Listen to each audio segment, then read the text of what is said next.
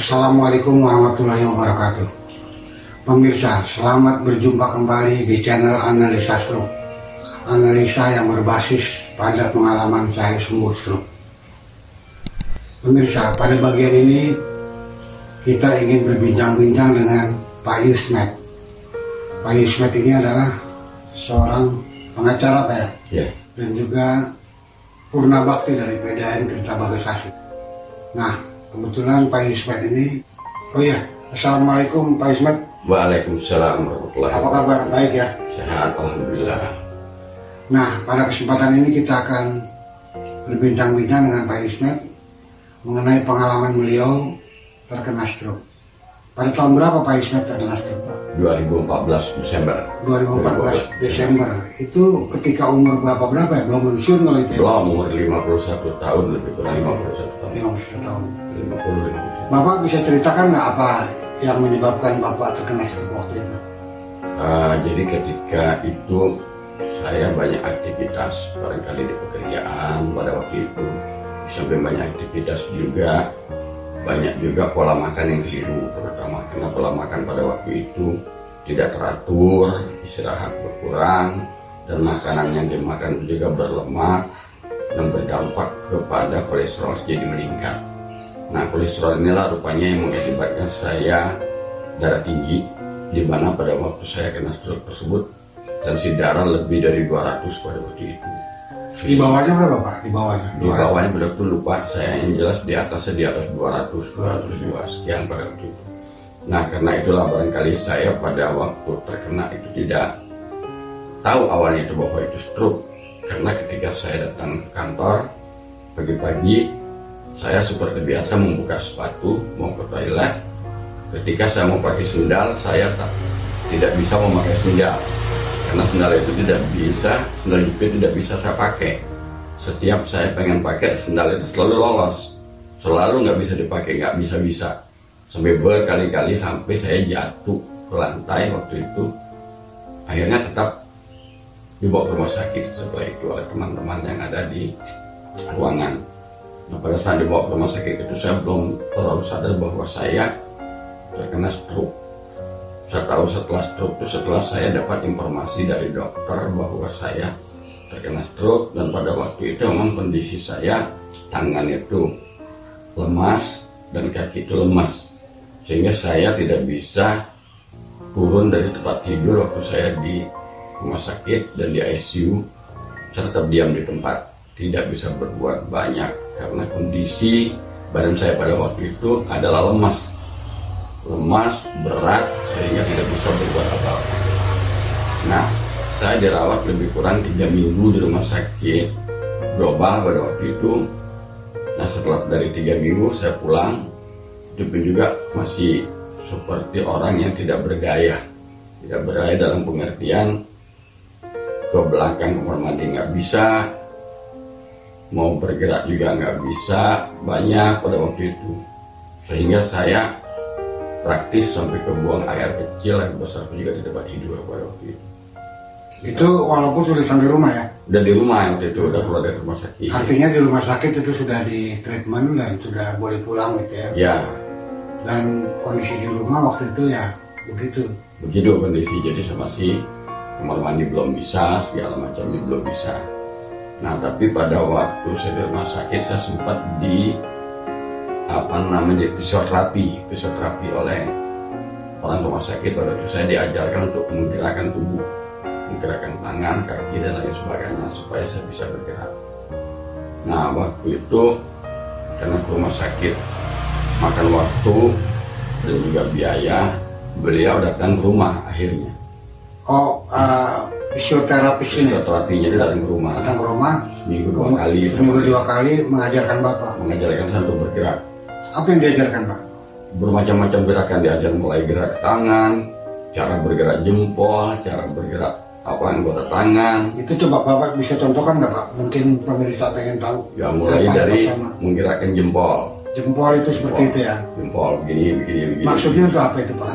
Itu menurut beliau untuk melatih otot-otot serta saraf waktu itu saraf. Jadi supaya juga kita berpikir, jadi jempol, kelingking, jempol seperti terus, jempol, kelingking, jempol. Oh, jadi kelingking, jempol, buka gitu ya? Ya, jempol, kelingking, jempol.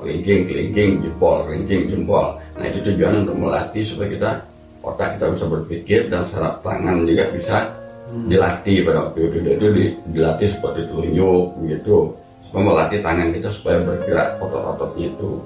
Setelah itu semua dilatih, dicoba mengambil air aqua di meja, supaya konsentrasi kita itu terpusat. Kalau mengambil benda itu konsentrasi terpusat, taruh lagi, ambil, taruh lagi, begitu berulang. Nah, setelah itu udah mulai, baru kita bergerak tangan, bergerak ke atas gitu, tangan digerak-gerakin, coba dipandu dia bergerak ke samping, bergerak ini mulai diajarin di tempat tidur. Tempat tidur juga kita mulai digerakkan begini di tempat tidur, udah bergerak begini tempat tidur, bergerak lagi ke atas gitu terus di tempat tidur. Udah mulai menggerakkan kaki juga gitu ke samping gitu. Kaki waktu itu kaki Bapak masih dalam kondisi masih lemas kan pada waktu itu. Masih lemas ya. Masih lemas. Tapi bisa digerakkan. Nah, bisa digerakin dibantu oleh mereka. Jadi mereka yang ngangkatin kaki itu begitu kan dulu. Jadi gerakin begini ke atas ke bawah, kaki itu digerakin, dibantu oleh mereka. Setelah dibantu berkali-kali, saya berusaha juga untuk bisa gitu kan. Kira digerak-gerakin, lama-lama bisa juga tuh kaki. Udah kaki digerakin, tangan sudah digerakkan, mulai disuruh duduk kan. Disuruh duduk, setelah duduk, lama-lama disuruh turun dari tempat tidur dengan dibantu oleh psikoterapi tadi. Saya disuruh jalan tapi dibopong, jalan. Itu waktu itu memang belum bisa jalan sama sekali. Belum. Jalan terus dibopong terus. Setelah dibopong, bolak-balik, lama-lama disuruh merayap. Di tembok. Di tembok ya. Nah, di tembok. Jadi kita. Tapi tidak dibantu, artinya jalan sendiri. Jalan sendiri udah mulai itu, megang tembok tuh. Itu kaki yang kiri rasanya seperti apa waktu itu? Waktu itu masih belum baal, masih lemas, baal segala macam, masih belum ini. Tapi saya mencoba dekat-dekat merayap di tembok gitu kan, jalan bolak-balik. Malam-malam kan ini kan mulai ada berasa kuat gitu. Berasa kuat ya. Kencang, lama-lama sering gerakin itu. Sampai akhirnya saya bisa ke kamar mandi. Dengan jalan merayap lewat tembok tadi. Tembok tadi masuklah bisa ke kamar mandi. Alhamdulillah pada waktu itu, jadi tidak di tempat tidur lagi. Sudah bisa ke kamar mandi. Alhamdulillah dari kamar mandi udah bolak-balik bisa. Lama-lama dilatih lagi supaya saya tidak merayap lagi. Melangkah selangkah, tapi pakai kursi. Kursi itu, jadi kursi di depan didorong oleh saya. Berjalan bertahap dulu kan. Jadi jalan terus di depan saya kursi terus dorong bolak-balik sampai saya bisa mendiri, kursi ditarik. Kursi ditarik, sudah bisa jalan dikit. Jalan kakinya lebar tuh diajarin kan. Iya. Kakinya melebar, belum bisa kayak jalan normal dulu. Kaki melebar, dikit, lama-lama mulai bisa jalan setapak demi setapak kan. Mulai bisa setapak demi setapak, lama-lama mulai jalan tuh. Jalan walaupun lemas, kadang-kadang kalau saya lagi jalan di depan dibantu oleh istri kan. Megangnya kan istri, nggak boleh pakai tongkat soalnya dulu. Iya. Dari fisioterapi. Fisioterapis jangan pakai tongkat. Tidak boleh pakai tongkat, apalagi kursi roda. Hal yang sangat dilarang pada waktu itu. Jadi saya berpegang dengan istri pada waktu itu. Kalau apa jalan sampai ke depan situ kan, masih berjalan. Nah, terakhir saya mulai dilatih keluar rumah, itu masih dalam rumah tadinya kan. Udah mulai bisa jalan, udah mulai dalam rumah, udah mulai dari 15 menit jalan itu pertama dalam rumah. Dari 15 menit naik lagi 30 menit. Setelah 30 menit naik lagi 34 sampai 1 jam saya bisa jalan dalam rumah. Oh, bisa jalan dalam rumah? Dalam rumah. Setelah bisa jalan dalam rumah baru dilatih keluar. Jadi sekarang Pak Yusmet udah jalan bisa kemana-mana ya? Udah bisa kemana-mana, latih keluar. Nah di luar itu saya banyak berjemur gitu ya. Banyak berjemur, banyak bergerak di luar kalau ada panas ya. Iya. Panas, berjemur, duduk berjam-jam sekali di luar sambil jalan kadang-kadang. Nah pelan-pelan akhirnya mulai kuat, entah dulunya lemas, Kita ada ini udah mulai kuat nih. Kaki ya. Kaki, tangan udah mulai kuat itu kaki, terutama kaki. Kalau kaki karena Pak Ismet jalan terus ya? Karena jalan terus. Satu hari itu saya pagi itu bisa 1 jam sampai 2 jam ke pagi. Jalan di Depan rumah muter. muter aja ya. Udah rumah muter. Walaupun dalam keadaan pincang-pincang itu. Iya, masih belum normal tapi dipaksa. Dipaksa. Harus jalan katanya nggak bisa ya. Terus pakai alas kaki? Waktu itu kalau nggak salah enggak ya waktu itu. Tidak pakai alas kaki ya? Pada waktu itu. Bahkan belum bisa pakai sendal kalau nggak salah waktu itu. Oh iya, susah biasanya pakai sendal. Nah, akhirnya lama-lama mulai kuat, mulai apa namanya, nggak terlalu lemas lagi, bisa jalan biasa, udah mulai bisa. Akhirnya sholat ke masjid udah bisa sendiri, yang tadinya didampingin terus, pegangan udah bisa sendiri. Udah itu juga udah bolak-balik ke masjid, alhamdulillah akhirnya udah seperti biasa lah. Nah, seiring dengan itu kan kita masih tetap olahraga. Olahraga apa? Olahraga apa? Jalan aja, jalan, gerak tangan, gerak kaki gitu aja kayak orang senam tentara aja. Iya, iya. Tangan digerakin, kaki digerakin, sambil jalan begitu saja berjam-jam untuk melatih itu.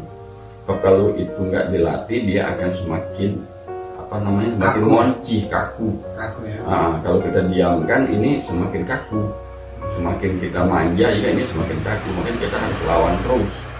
Makanya dulu waktu masih di rumah, berat badan itu terasa berkuintal-kuintal, saya seperti kayak orang gila aja, ayo lu sambil jalan ke rumah aja sendiri, dilawan terus begitu. Nah makin ringan. Dulu kan di sini kayaknya urat bener di kaki-kaki itu, lama-lama urat itu dikit-dikit hilang gitu kan. Lama-lama agak enteng, mulai jalan tuh udah mulai bisa jalan. Nah seiring yang bisa jalan itu masih tetap tidak pernah bosan, saya sampai sekarang tetap melakukan aktivitas jalan. Itu tetap rutin sampai sekarang, jalan dan berjemur. Itu yang saya lakukan, tidak bosan-bosan sampai sekarang ini. Walaupun istilahnya sudah beraktivitas penuh, kelihatan sudah mulai normal, tapi ini stroke sepertinya masih belum tuntas kalau menurut saya. Apa yang dirasa sekarang Mas? Yang dirasa sekarang kan tangan itu masih terasa berat, gitu, terasa masih seperti di dalam kayak karet gitu kayaknya. Iya. Kayak karet. Jadi dia kalau kita nggak gerakin, dia kayaknya narik. Seperti narik gitu, seperti perasaan sebenarnya nggak ada apa-apa. Cuman perasaan di kaki atau di tangan itu seperti narik ya. Keseimbangan. Jadi kalau kita diamin, ini dia akan terus. Tapi kalau kita gerakin dia akan enteng gitu loh. Iya. Enteng. Itu saja sebenarnya yang kita lakukan sekarang ini, masih tetap dengan melatih terus Pak ya? Dengan melatih terus dan tidak bosan-bosan. Udah 7 tahun ya, lebih kurang 7 tahun. Terus dilatih dan terus tidak ada istilah berhenti untuk bergerak, untuk berjemur, untuk melakukan kegiatan fisik lah sifatnya. Seperti itu yang dialami sekarang. Kalau makanan Bapak bagaimana Pak? Dulu sejak ketika awal terkena itu makanan bagaimana Bapak? Kalau pola makan memang pada waktu menurut saya kurang bagus juga. Kita seperti makan sop buntut, sop iga, itu makanan bersantan gitu ya. Saya dengar Bapak waktu terkena itu malam harinya Bapak ada acara di Tanjung Lesung kalau nggak salah ya? Ya. Itu makan durian itu sebelumnya. Makan durian dengan kopi. Dengan kopi ya, itu karena gas mungkin Pak ya? Mungkin itu durian sama kopi. Dan tambah sate lagi gitu. Jadi makan sate gitu kan, makan ikan, makan lah pada waktu itu. Ya. Nah itu tidak kena di situnya, tapi besok setelah di rumahnya kan kena itu. Jadi Bapak malamnya ada acara di Tanjung Lesung, kemudian pulang ke kantor, paginya terkena ya? Terkena. Jadi nggak langsung sekaligus. Iya. Rupanya ini terjadi penumpukan kan? Iya, penumpukan kolesterol yang kita tidak tahu, darah tinggi kita juga. Waktu itu sebenarnya sudah punya darah tinggi rupanya. Ada riwayat darah tinggi, cuman diabaikan, tidak makankan obat. Iya, tidak diperhatikan. Tidak diperhatikan lah waktu itu. Padahal harusnya darah tinggi itu kalau sudah mulai kena kita wajib minum obat tanpa putus seumur hidup. Semestinya saya waktu itu tidak saya lakukan karena menurut saya normal, nggak ada apa-apa. Ternyata ketika kita kolesterolnya tinggi, kita kurang istirahat, pikiran banyak mungkin waktu itu. Nah itulah kena waktu itu, darahnya jadi tinggi. Jadi memang teori itu masuk Pak ya, Ya. bahwa orang di stroke itu pertama akibat kolesterol yang tinggi, Ya. kemudian tekanan darah tinggi, Ya. kemudian kecapean juga, Capean juga. kemudian pikiran juga Pak ya. Pikiran juga. Nah saya kira kita cukupkan sekian bahwa apa yang dikemukakan oleh Pak Yusmet mudah-mudahan dapat menjadi inspirasi bagi pemirsa yang sekarang sedang berjuang melawan pasca stroke-nya. Mudah-mudahan akan dapat mencontoh apa yang dilakukan oleh Pak Yusmet. Saya kasih semangat nanti ke semangat. Ya, bahwa Pak Yusmet itu beliau melakukannya dengan penuh semangat dan kemudian tidak kenal menyerah. Ya. Dan sampai sekarang pun beliau masih berjuang. Silakan Pak Yusmet bila ingin memberikan semangat untuk kepada teman-teman barangkali. Ya, saya hanya memberikan semacam tip kepada teman-teman yang penderita stroke. Jangan sekali-sekali kita menyerah. Harus semangat berusaha untuk sembuh dan sembuh. Jangan kita takut atau ragu-ragu dengan kondisi kita, dengan ini yang membuat kita jadi malas. Jauhkan kata-kata malas itu. Kita tidak beraktivitas seperti biasa, yang bekerja tetap bekerja, yang olahraga tetap olahraga, tapi yang untuk terhadap stroke-nya semangat sembuh harus tinggi. Jangan sekali-sekali putus asa dengan gangguan stroke. Kalau kita putus asa dengan gangguan stroke, kita bawa ikut dengan keinginan stroke yang ingin kita tidur, ngeringkuk gitu kan, di kursi roda. Nah kalau kita ikut itu maka kita akan kena stroke. Itu tidak, bukannya malah berkurang, malah bertambah terus stroke itu akan menggerogoti kita. Oleh karena itu saya berharap fokusan kepada teman-teman yang juga penderita stroke supaya terus semangat tidak ada garis lain. Terima kasih. Ya, saya kira terima kasih Pak Yusmet. Sekali lagi bahwa Pak Yusmet itu dalam keadaan lemah kakinya, kemudian dia berjuang dari mulai dibopong, kemudian merayap sampai bisa sendiri. Mudah-mudahan ini akan menjadi inspirasi bagi pemirsa yang sedang berjuang tuh. Sekian pemirsa, terima kasih Pak Yusmet. Ya, terima kasih. Assalamualaikum warahmatullahi wabarakatuh. Waalaikumsalam. Merdeka. Wabarakatuh.